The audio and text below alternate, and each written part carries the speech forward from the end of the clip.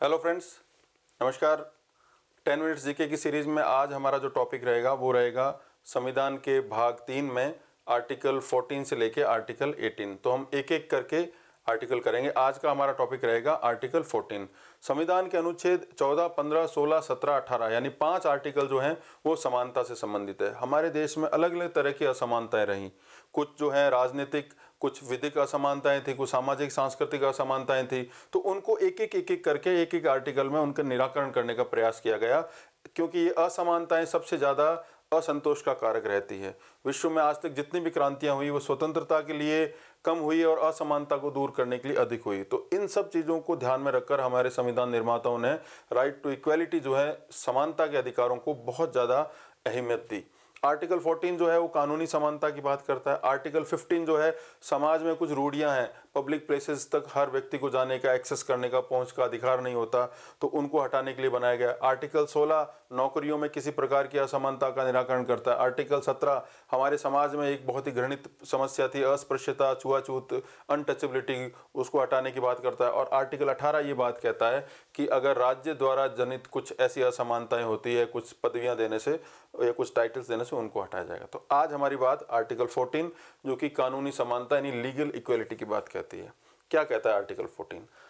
Article 14 ये कहता है कि भारत क्षेत्र के अंदर किसी भी व्यक्ति को विधि के समक्ष समानता तथा विधियों के समान संरक्षण से वंचित नहीं किया जाएगा। मतलब no person shall be denied equality before law and equal protection of law in our country, be it citizens, be it an alien. कोई भी व्यक्ति अगर वो विदेशी है या भारतीय, उन सबको ये आर्टिकल 14 जो है उन पर बराबरी से लागू होता है।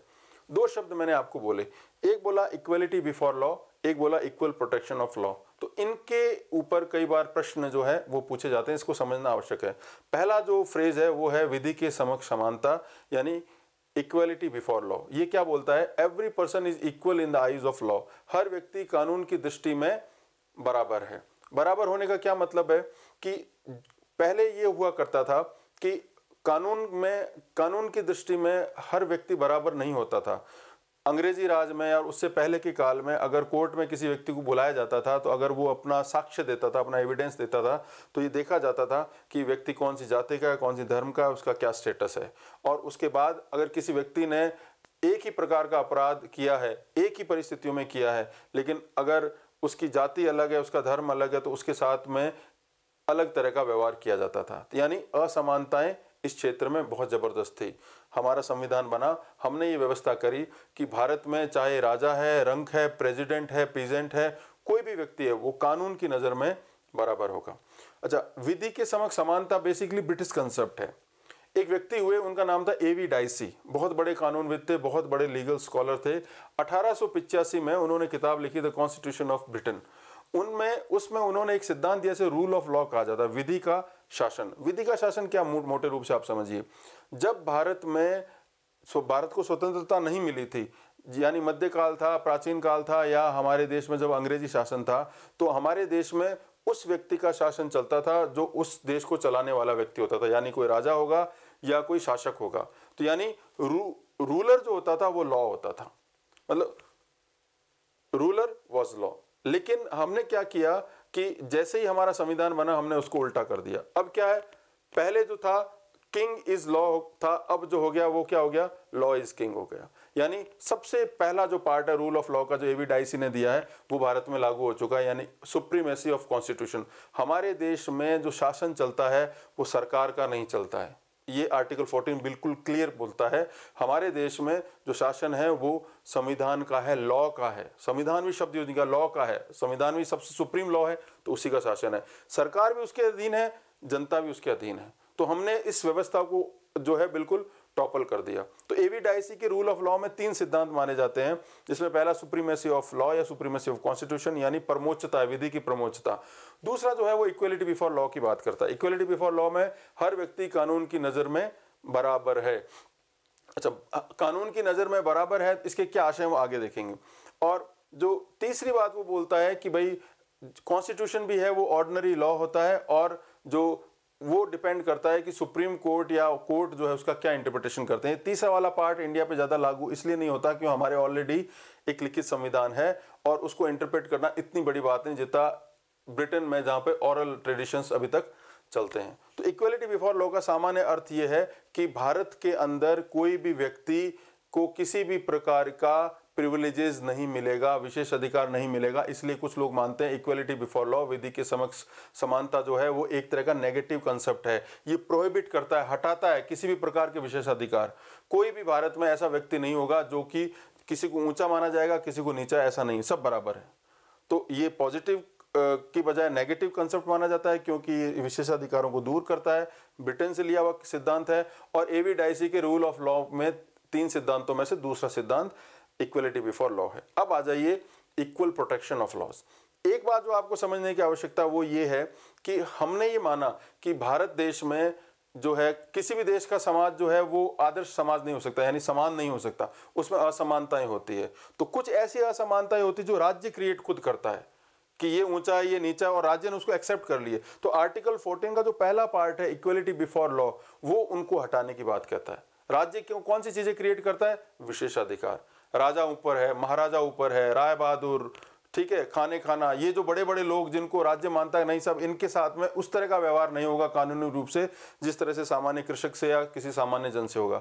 तो ये जो पहली व्यवस्थाएं थी इसको विधि के समक्ष समानता से हटा दिया गया। लेकिन उसके बाद भी हम ये नहीं कह सकते कि भारत जैसे देश में या किसी भी देश के सभी लोग एक ही जैसे हैं, तो उनको एक ही कानून से हाँका जाए, एक ही कानून से उनको जो है उन प्रशासन किया जाए, ये गड़बड़ है।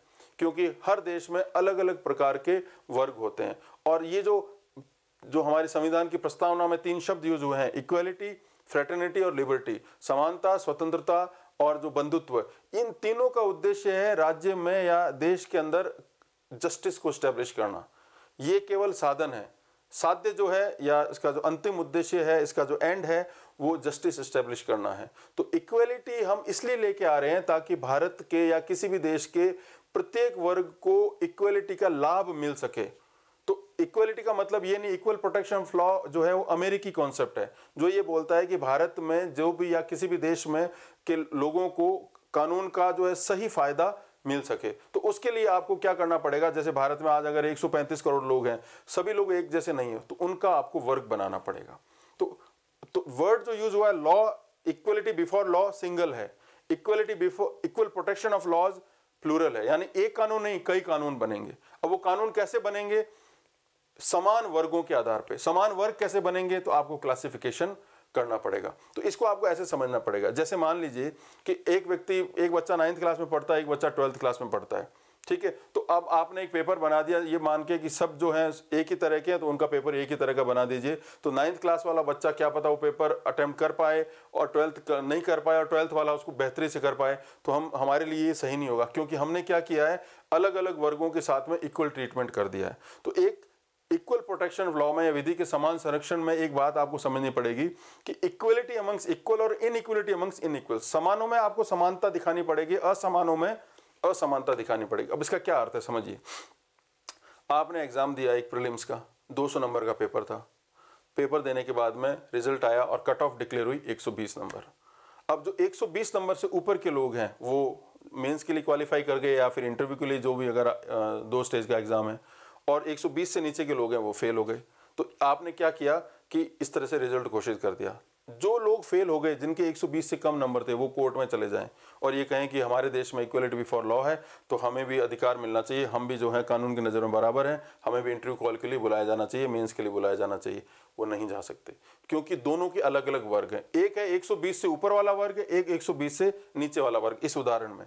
तो ऐसे कई वर्ग हैं। अच्छा, अगर आप 120 से ऊपर वालों को और 120 से नीचे वालों को एक ही कानून से आंकोगे और एक बराबर रखोगे तो बहुत बड़ा जो है अन्याय हो जाएगा। तो जस्टिस एस्टेब्लिश करने के लिए equal should be treated equally, unequal should be treated unequally का सिद्धांत लागू होता है। उनके साथ आप जो है उस तरह का व्यवहार नहीं कर सकते जैसा जो है 120 से ऊपर वालों का और 120 से नीचे वालों के साथ में आपको अलग अलग व्यवहार करना पड़ेगा। वैसे ही हमारे देश में या किसी भी देश में अलग अलग प्रकार के तबके होते हैं जिनकी इक्वलिटी उनमें अलग तरह की होती है। जैसे बच्चे हो गए, महिलाएं हो गई, विकलांग हो गए, वृद्धजन हो गए, कुछ ऐसे लोग हो गए जो कि रोगी हैं, वो हो गए, तो आपको उन सब के लिए अलग अलग तरह का लेजिस्लेशन करना पड़ेगा, अलग अलग तरह का विधायन करना पड़ेगा। तो इसके लिए आपको क्लासिफिकेशन करना पड़ेगा। तो क्लासिफिकेशन यानी आपको उनका वर्गीकरण करना पड़ेगा। तो ये वर्गीकरण जो है वो ही जो है इक्वल प्रोटेक्शन ऑफ लॉज में शामिल होता है, जो कि अमेरिकी कॉन्सेप्ट है। अब इस पर कई मामले आगे आए कि भाई आप क्लासिफिकेशन कैसे करोगे, वर्गीकरण कैसे करोगे, उसका क्या आधार होना चाहिए। तो उसमें कई केसेस आते हैं। उन केसेस में कोर्ट ने ये तय किया है कि आप किस किस तरह से जो है क्लासिफिकेशन करोगे। तो क्लासिफिकेशन के दो डॉक्ट्राइन है, ओल्ड डॉक्ट्राइन और न्यू डॉक्ट्राइन है। पहले का जो क्लासिफिकेशन है, किसी भी समाज में जब आप एक वर्ग बनाते हो, एक क्लास बनाते हो लॉ की नज़र में, तो सबसे बड़ी जो चीज़ है कि वो इंटेलिजेंटली होना चाहिए, यानी वो रीजन पर बेस्ड होना चाहिए। ऐसा नहीं है कि आप अबोधगम्य तरीके से आपने क्लासिफिकेशन कर दिया। जैसे अगर आपको जानवरों को अलग अलग करना है तो आप देखोगे कि कौन सा जानवर जो है गधे हैं, कौन से घोड़े हैं, कौन से खच्चर हैं। तो आपका जो क्लासिफिकेशन है वो रीजन बेस्ड होना चाहिए। ऐसे नहीं कि आपने कुछ भी कर दिया। तो हमारे देश में भी अगर आप कोई कानून बनाते हैं तो वो किसी वर्ग के लिए बनाते, तो वर्ग जो है वो किसी ना किसी सूत्र पर, किसी ना किसी फार्मूले पर, किसी ना किसी टेस्ट पर बेस्ड होना चाहिए। तो एक प्रसिद्ध केस हुआ है स्टेट ऑफ बॉम्बे और बलसारा केस। उसमें कोर्ट ने बोला कि इंटेलिजेंट तरीके से आप जो है क्लासिफिकेशन कीजिए, पहला। और दूसरा, जो आप क्लासिफिकेशन कर रहे हो उसका आपके एंड के बीच में नेक्सस होना चाहिए। नेक्सस का मतलब है उसके बीच में कोई ना कोई संबंध होना चाहिए। तो एक लंबे समय तक, करीबन 2 दशक तक ये व्यवस्था चली और इसको ओल्ड डॉक्ट्राइन ऑफ क्लासिफिकेशन कहा जाता है। बाद में एक रोयप्पा केस, तमिलनाडु रोयप्पा केस में और मेनका गांधी केस में सुप्रीम कोर्ट ने बोला कि नहीं, ऐसा नहीं हो सकता। अब आपको इक्वलिटी के लिए, इक्वलिटी का जो टेस्ट होगा, समानता का जो टेस्ट होगा, वो बेसिकली ओल्ड डॉक्ट्राइन पे नहीं चलेगा। अब केवल ये देखा जाना चाहिए कि ये इंटेलिजेंट और नेक्सस वाला नहीं चलेगा, या बोधगम्य या उसका जो है परिणाम वाला नहीं चलेगा। अब आपको ये देखना चाहिए कि क्या स्टेट कोई आर्बिट्रेरी रूल बना रहा है या आर्बिट्रेरी बिहेवियर कर रहा है। आर्बिट्रेरी का मतलब ये है कि ऐसी चीज जो मनमाने रूप से की जाती है। आर्बिट्रेरी का उल्टा है रैशनल। तो राज्य द्वारा बनाया गया कानून जो है वो आर्बिट्रेरी न होकर रीजनेबल होना चाहिए, बेस्ड ऑन रीजन, तर्क पर आधारित होना चाहिए। अगर ऐसा है तो वो इक्वलिटी को फॉलो कर रहा है, अगर ऐसा नहीं है तो इक्वलिटी को फॉलो नहीं कर रहा है। तो जब हमारे देश में ये भी नया जो सिटीजनशिप अमेंडमेंट बिल आया, बहुत से वर्गों ने इसकी आलोचना यही कहकर कही कि आर्टिकल 14 के खिलाफ है, क्योंकि क्लास लेजिस्लेशन करता है और क्लास लेजिस्लेशन आर्टिकल 14 के कॉन्ट्राडिक्टरी है।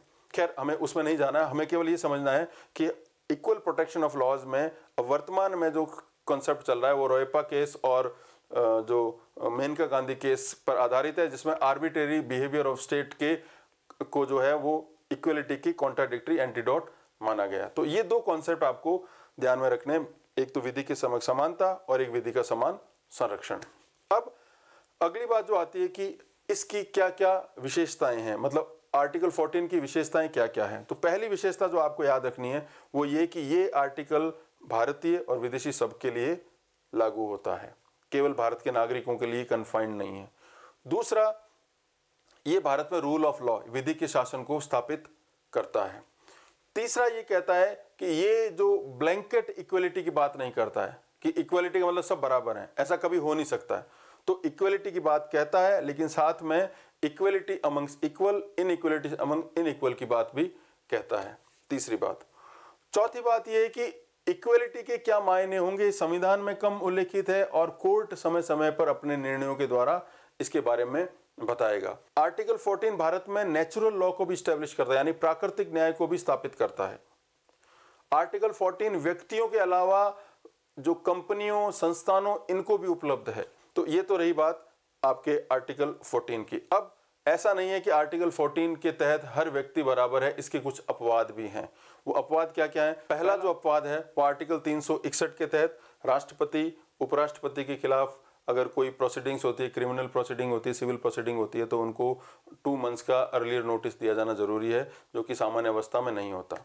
आर्टिकल 105 में एमपीज को, मेंबर ऑफ पार्लियामेंट को भी इस तरह की उन्मुक्तियां, इस तरह की जो है इम्यूनिटीज दी गई हैं। आर्टिकल 194 में एमएलएस को ये इस तरह की व्यवस्थाएं दी गई है। फॉरेन एम्बेसडर, हाई कमिश्नर या रिप्रेजेंटेटिव होते हैं, उनको भी आर्टिकल 14 में हमने विशेष प्रकार की उन्मुक्तियां दी हुई है। इसके अलावा मीडिया को भी, अगर मीडिया संसद की या विधानसभा की कार्रवाई को प्रकाशित करते हैं तो उन पर जो है किसी भी प्रकार के न्यायालय में उनसे कोई क्वेश्चन इत्यादि नहीं किया जाएगा, तो वो भी इसके अपवाद के रूप में माना जाता है।